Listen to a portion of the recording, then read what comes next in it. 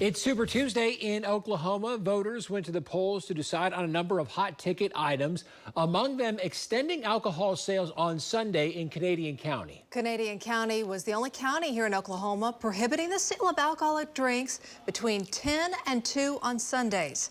A number of restaurants and bars say it forced them to miss out on big games and Sunday brunch. With the passage, businesses can now begin Sunday alcohol sales starting at 8 a.m. Meanwhile, it was a tight race in Norman. Residents split nearly 50-50 on the approval of a new franchise agreement with OG&E. So close, the franchise agreement failed by just 33 votes.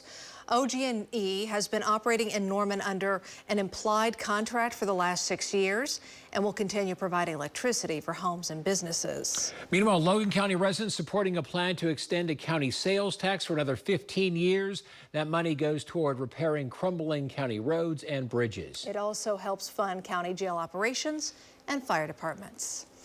And now to the race for the White House, as we take a live look from our nation's capital right there. Oklahoma, one of a handful of states which voted in today's primaries, and so far it is looking a lot like the 2020 election.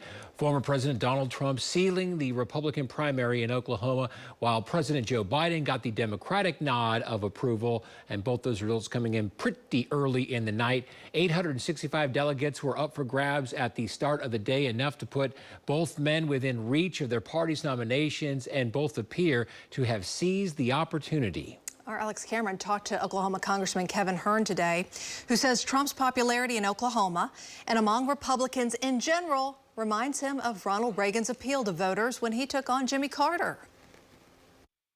And he said, are you better off today than you were 4 years ago? And time again, the polling is showing that people are worse off. Inflation is some 19% higher in pricing across the country. And it's certainly Oklahomans are feeling that same thing. Higher gas prices, higher food prices, and a wide open border.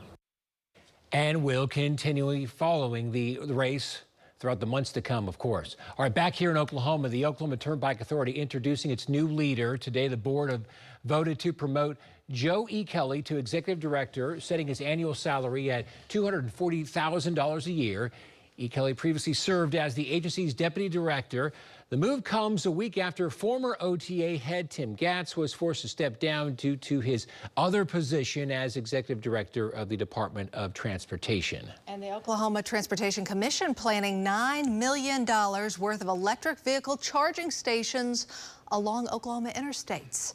That money would come from federal grants. Right now, the plan is to install the stations at select Love's Travel stores, along with Francis Energy and Tesla charging points. Final approval of the sites will be announced next month. At the Capitol, the push to raise the minimum wage clears another huge hurdle, with the state Supreme Court ruling it should be put up for a vote. State Question 832 wants to bump the minimum pay to $15 an hour over the next 5 years. Right now, it's at $7.25. But first, organizers have to collect 92,000 valid signatures over the next 90 days. After that, the citizen-led initiative will head to the governor's desk, but organizers hope it'll go up for a vote sooner rather than later. I know that organizers in this minimum wage question are shooting for the November ballot. However, the state chamber fighting against the initiative, calling the state Supreme Court's decision disappointing. Chamber president and CEO Chad Warmington adding in part, quote, "We look forward to a vigorous campaign to educate Oklahomans about the disastrous policy that will crush working families through price increases on the heels of record inflation and put corner stores and family farms out of business."